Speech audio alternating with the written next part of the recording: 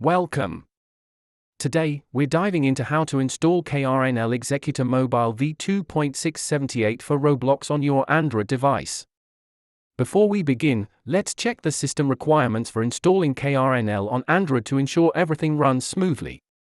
You'll need to download KRNL Executor Mobile V2.678 from a trusted source, which we'll specify shortly.